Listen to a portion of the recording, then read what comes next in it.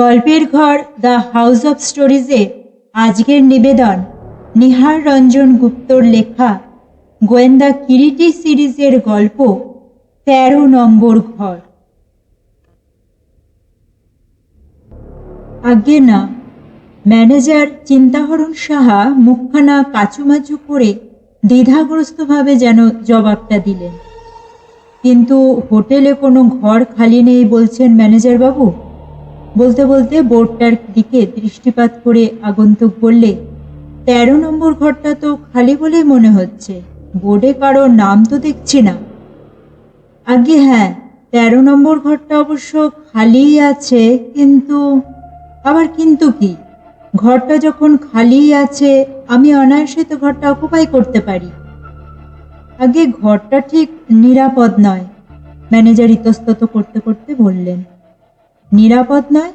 কি বলতে চান, খুলেই বলুন না। কি ভূতট্রুতের হাঙ্গামা আছে বুঝি? তা দেখুন, ওসব ভূতট্রুত আমি তেমন বিশ্বাস করি না।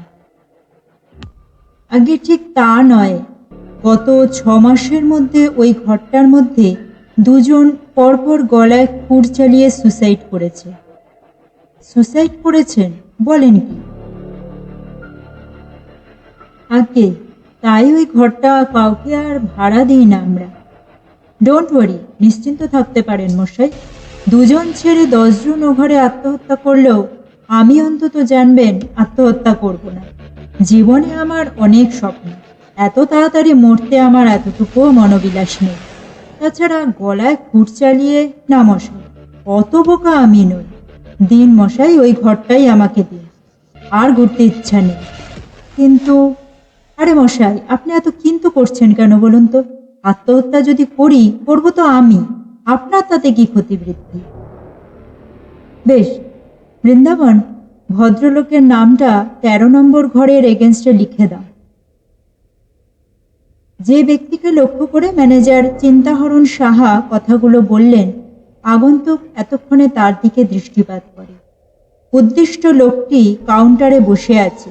বয়স লোকটির ৫০-এর কাছাকাছি।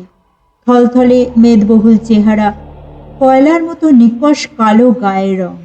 লোকটার মুখটা যেন কালো পাথরে পুঁতে তোলা, ভাবলেশীন মুখখানা, গোল গোল কুতকুতে চোখ, ভারী ও পুরো কালো ওষ্ঠ, ঠোঁটের ওপর ভারী একজোড়া গোঁফ, মাথার চুল ঘন কুঞ্চিত নিগ্রোদের মতো।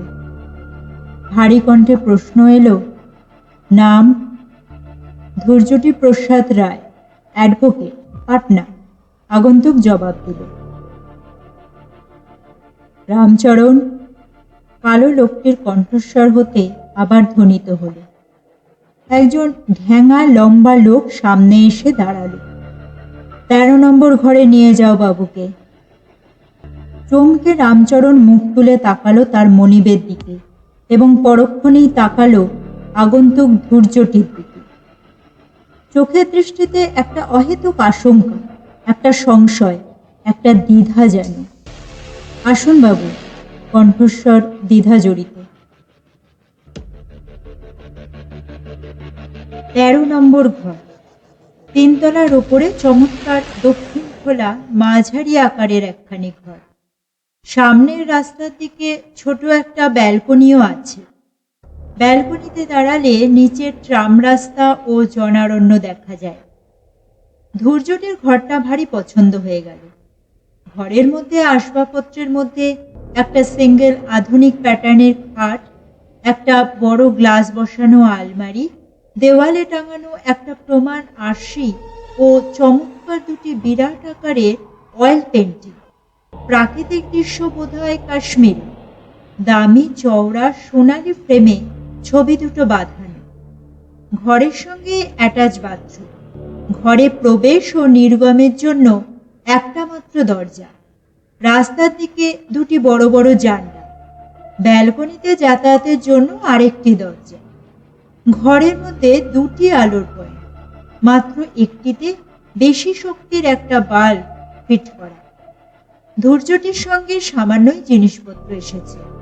একটা বড় সুটকেস, চামড়ার একটা অ্যাটাচি কেস ও একটা বেডি। খাটটা একেবারে ঠিক ঘরের মাঝখানে স্থাপন করা। কিরিটি রায় নামটার সঙ্গে যারা পরিচিত, তার ছদ্মনাম ধূর্যটি রায় নামটাও তাদের নিশ্চয়ই অজানা নয়। ছদ্মবেশে ছদ্মনামে হোটেল প্যালেসে এসে ১৩ নম্বর ঘরটি ভাড়া নেওয়ার মধ্যে কিরিটির বিশেষ উদ্দেশ্য ছিল। হোটেল প্যালেসের প্রতি গত বৎসরখানেক ধরেই পুলিশের কর্তৃপক্ষের তীক্ষ্ণ সদা জাগ্রত দৃষ্টি ছিল।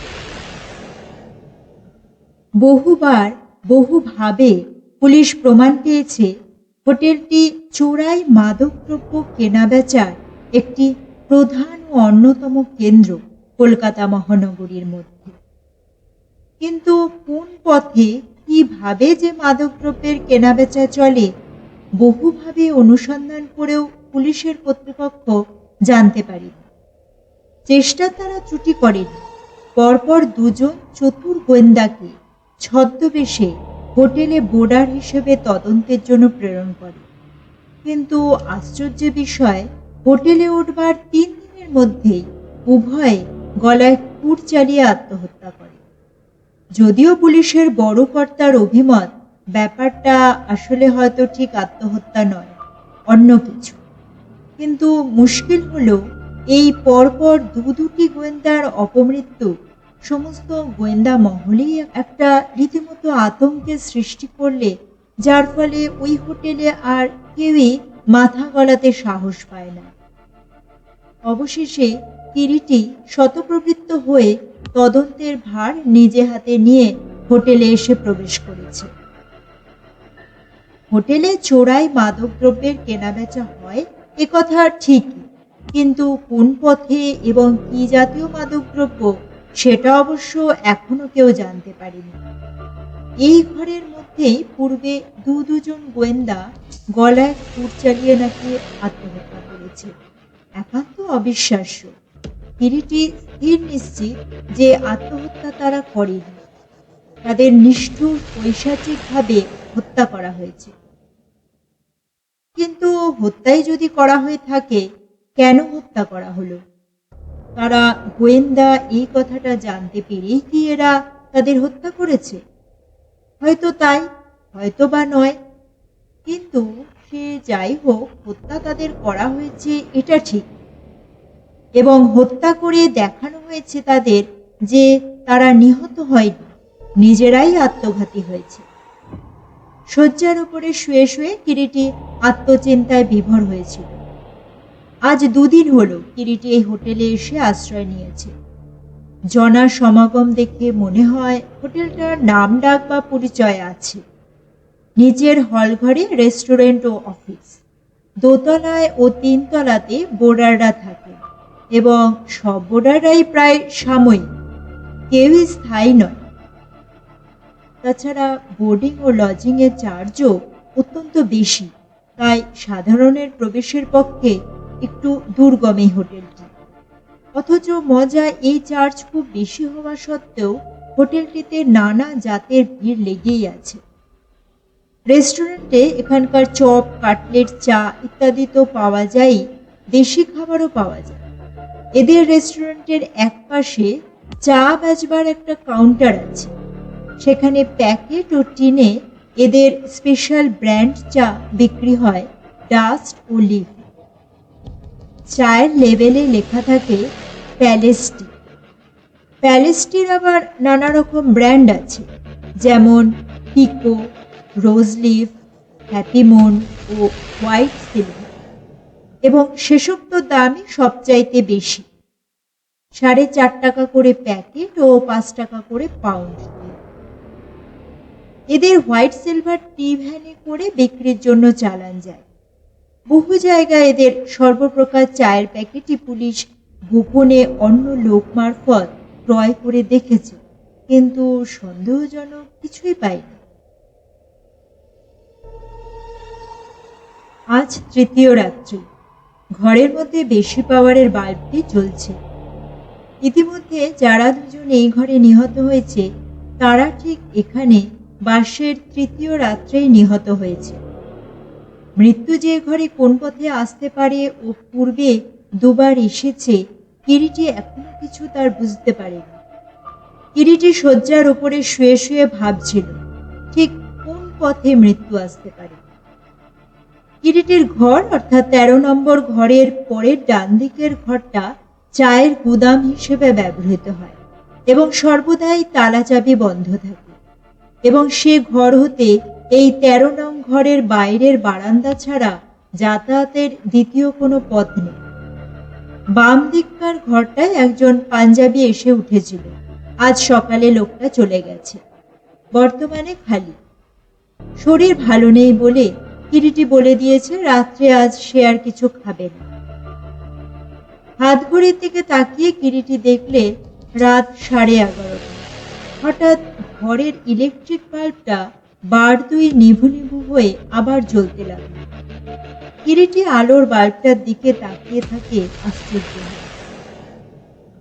মিনিট কুড়ি বাদে আবার হঠাৎ বার দুই বাল্বটা নিভু নিভু হয়ে দপ করে নিভে গেল। একলাফে কিরিটি শয্যার উপর হতে মেঝের উপর এসে দাঁড়ায়। সম্মুখে পশ্চাতে ঊর্ধ্বে সর্বত্র জমাট বাঁধা নিকষ কালো অন্ধকার। রুদ্ধ নিঃশ্বাসে অন্ধকারে সেন দৃষ্টি মেলে কিরিটি দাঁড়িয়ে থাকে। হঠাৎ দপ করে আবার আলোটা জ্বলে উঠল। বারান্দায় যেন পায়ের শব্দ শোনা যাচ্ছে। চকিতে কিরিটি দুই ঘরের মধ্যবর্তী দেওয়ালে কান পেতে দাঁড়ালো।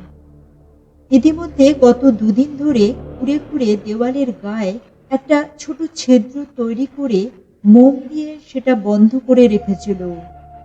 নখের চার দিয়ে কিরিটি মোমটা সরিয়ে ফেলে তারপর ছোট্ট ছিদ্রপথে দৃষ্টি দেয়। আগেই কিরিটি দেখেছিল ঘর ভর্তি কাঠের প্যাকিং বাক্স সাজানো রয়েছে। ছিদ্রপথে দেখতে পায় একটি লোক ঘরের মধ্যে প্রবেশ করেছে, এবং ঘরের মধ্যে যে লোকটি প্রবেশ করেছে পিছন ফিরে দাঁড়িয়ে থাকলেও কিরিটির তাকে চিনতে অসুবিধা হয় না। কাউন্টারের সেই কালো লোকটি। লোকটা প্যাকিং বাক্সের আড়াল হতে একটা চামড়ার সুটকেস টেনে বের করল। সুটকেসের ডালা খুলতেই দেখা গেল তার মধ্যে সাজানো আছে কতগুলো হোয়াইট সিলভার লেবেলের চায়ের প্যাকেট। একটা চামড়ার থলি নিয়ে লোকটি সুটকেসটির ভেতর হতে কতগুলি চায়ের প্যাকেট থলির মধ্যে ভরে সুটকেসটির ডালা বন্ধ করে। সেটি যথাস্থানে রেখে থলিটি হাতে নিয়ে উঠে দাঁড়ায়। একটু পরেই ঘরের আলো গেল নিভে। কিরিটির চোখে ঘুম নেই। ঘরের আলো নেভানো। ব্যালকনিতে অন্ধকারে ছোট একটা টুলের ওপর বসে দেওয়ালের গায়ে হেলান দিয়ে রয়েছে কিরিটি। রহস্যের অর্ধেক মীমাংসা হয়েছে, বাকি অর্ধেক হত্যার মীমাংসাটাই কেবল এখনো বাকি। মাঝে মাঝে নিচের রাস্তার দিকে তাকায় কিরিটি। রাজপথের ভিড় এখন আর নেই। কদাচিৎ কখনো একাধটা ট্যাক্সি বা রিক্সা ছাড়া অন্য কোনো যানবাহন দেখা যায় না। মধ্যরাত্রির সুষুপ্তি নেমে এসেছে মহানগরীর বুকে। হঠাৎ দুম করে একটা বিস্ফোরণের শব্দ হলো কক্ষমধ্যে। চকিতে দাঁড়িয়ে ওঠে কিরিটি টুলছে। শুধু টর্চ বাতিটার বোতাম টিপতেই একটা অনুসন্ধানে আলোর রশ্মি কক্ষমধ্যে গিয়ে পড়ল। সমস্ত কক্ষটির মধ্যে পাতলা কুয়াশার মতো একটা ধোঁয়ার কুয়াশা যেন থির করে কাঁপছে। অদ্ভুত একটা গন্ধ কিরিটির নাসারন্ধ্রে এসে প্রবেশ করে। কিরিটির তীক্ষ্ণ সক্রিয় মন সমস্ত কিছুই মুহূর্তে আঁচ করে নেয়। পকেট হতে একটা রুমাল বের করে কিরিটি নাকটা চেপে বেঁধে ফেলে, যাতে করে কোনো গন্ধ না নাসাপথে প্রবেশ করে। তারপর ঘরের মধ্যে প্রবেশ করে ফ্যানটা ফুল স্পিডে চালিয়ে দিয়ে জানলা দুটো খুলে দেয়। হাওয়া আসুক বাইরে।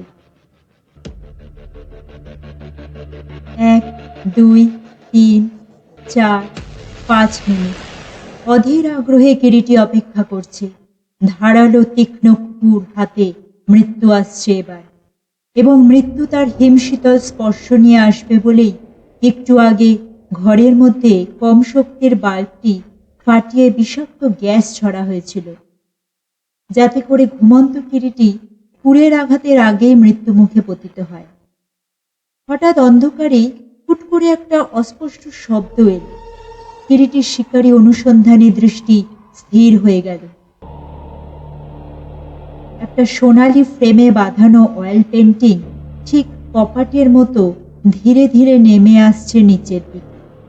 অন্ধকারে ব্যালকনির গা ঘেঁষে কিরিটি আত্মগোপন করে। ছবিটি নামছে, আরো নামছে। ছবিটা মাটি থেকে ঠিক হাত দুই ব্যবধানে এসে থেমে গেল। একটা অস্পষ্ট ছায়ামূর্তি ঘরের মধ্যে নেমে দাঁড়ালো।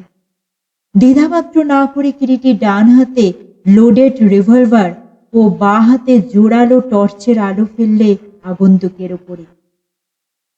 জোরালো আলোয় থতমত খেয়ে লোকটা চোখের পাতা দুটো বোঝালো। আর লজ্জা কি সাঙাত, নয়ন মেলো? কিরিটির কঠোর কণ্ঠ ধ্বনিত হয়ে ওঠে। এক পা নড়েছ কি কুকুরের মতো গুলি করে মারবে? দেখছো আমার হাতে কি? কিরিটি নিজেই আলোর সুইচটা টিপে কক্ষের আলোটা জ্বালিয়ে দিল। আগন্তুকের দিকে তাকিয়ে আবার কিরিটি বললে, গণনায় এবার তোমাদের একটু ভুল হয়েছে সাঙাত। আমার পরিচয়টা জানলে আর এ ভানুমতির খেল দেখাতে আসতে না। কিরিটি রায়ের নাম শুনেছ? একটা অস্ফুট আত্মশব্দ লোকটার কণ্ঠ হতে বের হয়। কিরিটি বলছিল পুলিশের বড় কর্তাকে।